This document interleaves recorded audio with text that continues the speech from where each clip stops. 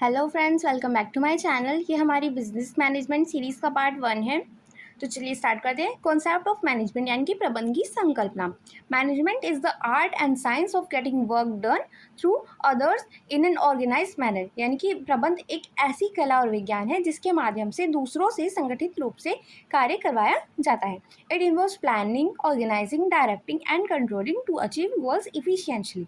यानी कि यह लक्ष्यों को कुशलता से प्राप्त करने के लिए योजना बनाना, संगठन करना, निर्देशन करना और नियंत्रण करना शामिल करते हैं। यानी कि सबसे पहले आप प्लान करेंगे, उसके बाद आपको जिस चीज़ की नीड होगी, जिस व्यक्ति की नीड होगी, जिन भी एम्प्लॉयज़ की, साधनों की अपने, उन सबको ऑर्गेनाइज करेंगे, फिर उनको डायरेक्ट करेंगे कि आपको कैसे काम करना है, और उसके बाद कंट्रोल करेंगे कि क्या काम सही वे में जा रहा है। बाय ये जो डेफिनेशन है हरोल्ड कुंडज, यानी कि management is the art of getting things done through with people in formally organize groups. यानी कि प्रबंधन औपचारिक संगठित समूहों में लोगों के माध्यम से और उनके साथ कार्य करने की कला है। अब इसकी विशेषता क्या है? गोल ओरिएंटेड, यानी कि मैनेजमेंट से रिलेटेड आप कोई भी कार्य करें, आपका एक लक्ष्य होना चाहिए जिसको आप प्राप्त करने के लिए अपनी पूरी एक्टिविटीज़ करते हैं। उसके बाद ग्रुप एक्टिविटी है, क्योंकि अकेला इंसान क्या ही कर सकता है। It carried out through group efforts and coordination, यानी कि आपको समूह गतिविधि है, ये आपको और लोगों की भी ज़रूरत होगी, आप अकेले नहीं कर सकते यानी पूरा मैनेजमेंट का कार्य। उसके बाद इंटेंजिबल है, यानी कि आप मैनेजमेंट को देख नहीं सकते भौतिक रूप में, आप उसको फील कर सकते हैं, आप इसके रिजल्ट देख सकते हैं, पर आप उसको, ये नहीं कि आप उसको देख पा रहे हैं या आप उसको टच कर पा रहे हैं। ये एक इंटेंजिबल यानी कि अमूर्त एक्टिविटी है।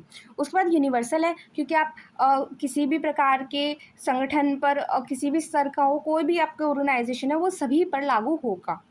इवन अगर आप घर में भी रहते हैं तो आपको वहाँ पे भी मैनेजमेंट की आवश्यकता होगी। उसके बाद आता है कंटिन्यूस प्रोसेस, सतत प्रक्रिया, यानी कि आपने एक बार अपनी प्लानिंग वगैरह कर ली तो अब आपको दोबारा ज़रूरत नहीं पड़ेगी। नहीं, आपको जब तक बिजनेस चलता रहेगा आपको अपनी प्लानिंग भी करनी पड़ेगी, आपको मैनेजमेंट करता रहना पड़ेगा। अब उसके बाद आता है नेचर ऑफ मैनेजमेंट। मैनेजमेंट क्या है? साइंस भी है और आर्ट भी है। It is dynamic and social, adapting to environment and people. यानी कि यह एक सामाजिक और गतिशील प्रक्रिया है जो वातावरण और लोगों के अनुसार बदलती रहती है। यानी कि जहाँ पर जिस चीज़ की नीड है आपको उस अकॉर्डिंग वहाँ पे मैनेजमेंट या प्रबंधन करना होगा। अब इसके बाद इसकी डेफिनेशन है by Louis Allen. Management is what a manager does, यानी कि प्रबंधन वही है जो एक प्रबंधक करता है। अब इसकी विशेषताएं क्या है?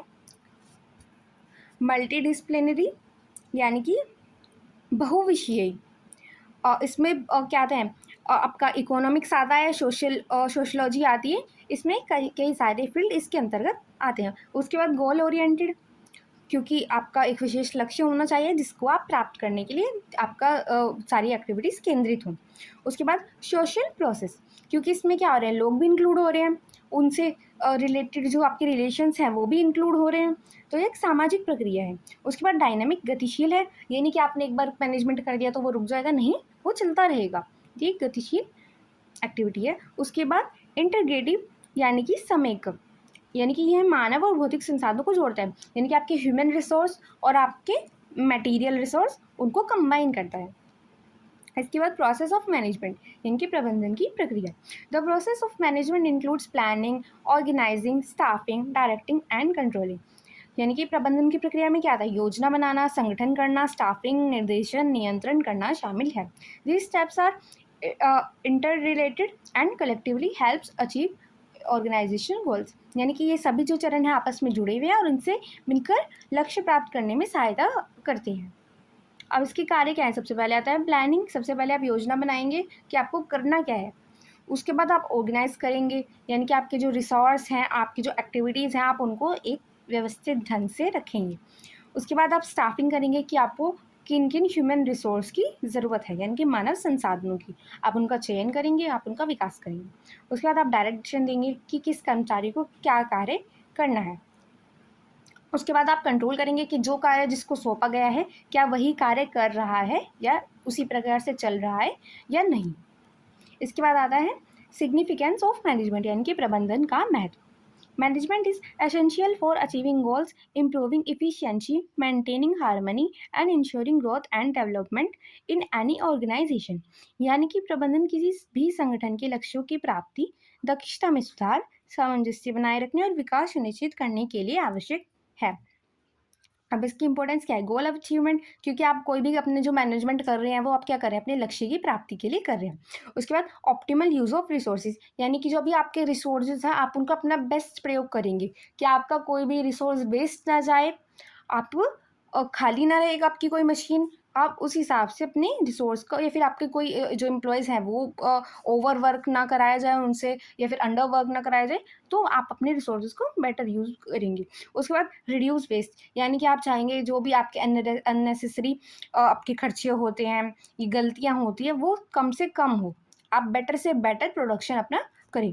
उसके बाद इनकरेज इनोवेशन, यानी कि नवाचार को प्रोत्साहन, क्योंकि आजकल लोगों का क्या है, हर चीज़ इनोवेट करते हैं, उनको नए आइडियाज़ पसंद आते हैं। जैसे कि आपके अगर आप अपने आप को अलग दिखाएंगे और कंपनी से इनोवेशन के थ्रू, तो लोगों के प्रति आप जल्दी उनको अप्रोच कर पाएंगे। उसके बाद इम्प्रूव्स एम्प्लॉय मोरल्स, यानी कि कर्मचारियों का मनोबल बढ़ाता है, क्योंकि अगर आप अपने कर्मचारियों को मोटिवेट करेंगे तो वो बेटर वर्क करेंगे, वो बेटर वर्क करेंगे तो ऑर्गेनाइजेशन का फ़ायदा होगा।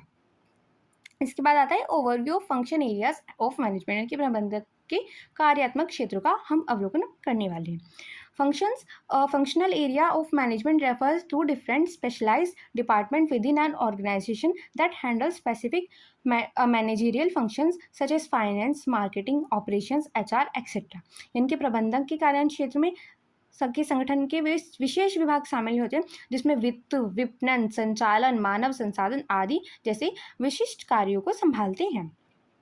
Each areas contributes to overall organization efficiency, यानी कि ये सभी मिलकर क्या करते हैं, संगठन की दक्षता बढ़ाते हैं। बाय जॉर्ज और Terry, management is a distinct process consisting of planning, organizing, actuating and controlling perform to determine and accomplish stated objectives, यानी कि जॉर्ज और टेरी के अनुसार क्या है, प्रबंध एक विशिष्ट प्रक्रिया है जिसमें योजना बनाना, संगठन करना, क्रियान्वयन और नियंत्रण शामिल है, जिनके माध्यम से निर्धारित लक्ष्यों की प्राप्ति होती है। इसके बाद इसके की एरियाज यानी कि प्रमुख क्षेत्र क्या है, फाइनेंस मैनेजमेंट, यानी कि आपका वित्तीय प्रबंधन, जो भी आपके खर्चे हैं, जो भी आपका बजट है, वो सब इसके अंतर्गत आता है। उसके बाद आता है मार्केटिंग मैनेजमेंट, विपणन प्रबंधन, इसमें आप क्या कर रहे हैं, अपने प्रोडक्ट का प्रचार कर रहे हैं, प्रमोशन कर रहे हैं, सेल कर रहे हैं और अपने जो कंज्यूमर है उसको सेटिस्फाई कर रहे हैं। उसके बाद आता है आपका एचआर मैनेजमेंट, यानी कि ह्यूमन रिसोर्स मैनेजमेंट, मानव संसाधन प्रबंधन, इसमें आप क्या करते हैं, अपने ह्यूमन रिसोर्स को उनका मैनेजमेंट करते हैं, उनको भर्ती करेंगे, रिक्रूट करेंगे, फिर उसके बाद उनको ट्रेन करेंगे, डेवलपमेंट करेंगे और इन सबको मैनेज करेंगे।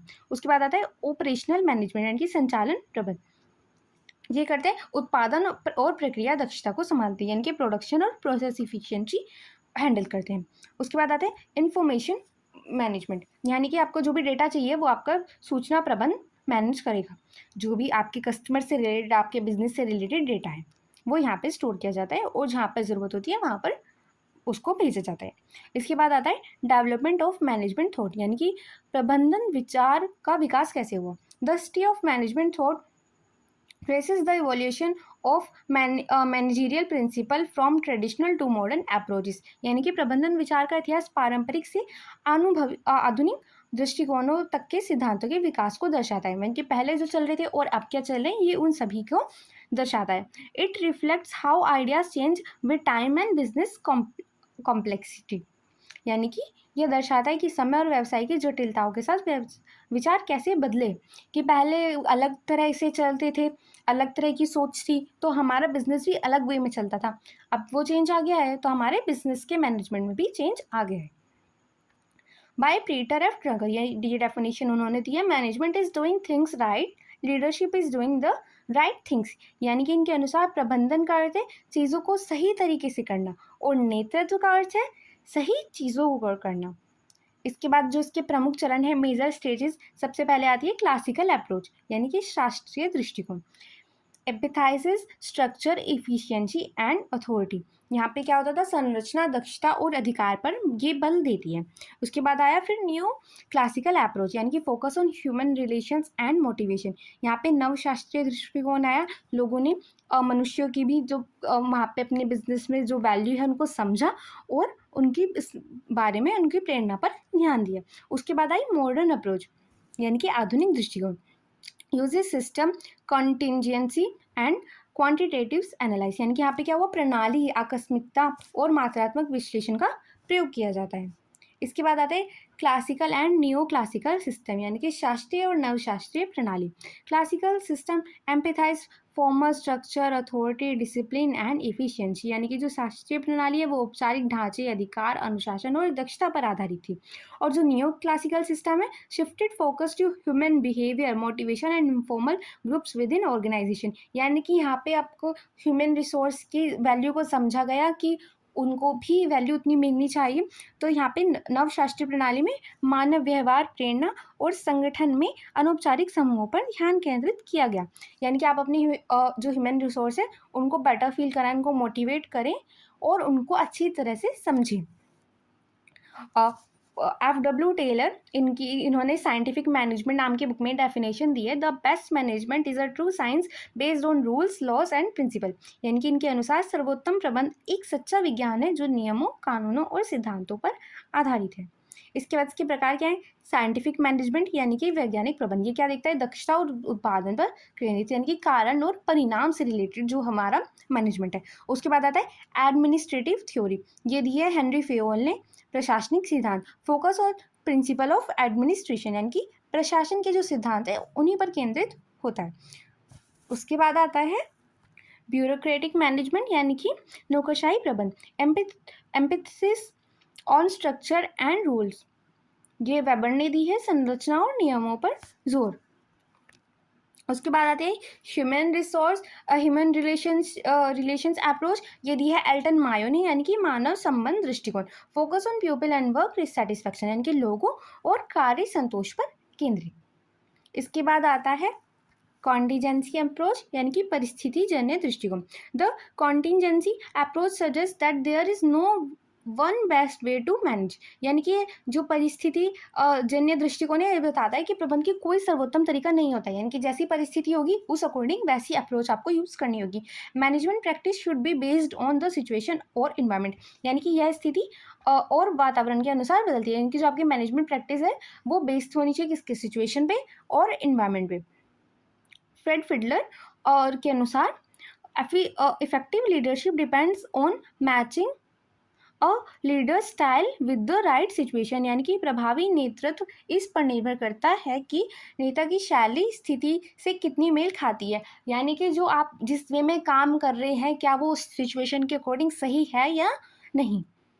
इसके फीचर्स हैं फ्लेक्सिबल, यानी कि लचीला, यानी कि ये नहीं कि आप जो चीज़ करते आ रहे हैं अगर सिचुएशन चेंज आ रही है आप उसी तरह से करते रहे, अगर सिचुएशन चेंज हो रही है तो आपको अपनी वे में भी चेंज करना होगा। उसके बाद आता है सिचुएशनल, यानी कि स्थितिजन्य, यानी कि अगर आप किसी चीज़ के लिए अलग अपनी योजना बना रहे हैं तो दूसरी चीज़ के लिए ज़रूरी नहीं है आपकी वही योजना वर्क करे, जैसी स्थिति होगी आपको उस अकॉर्डिंग अपनी सिचुएशन के अकॉर्डिंग अपनी प्रॉब्लम का सॉल्यूशन देखना होगा।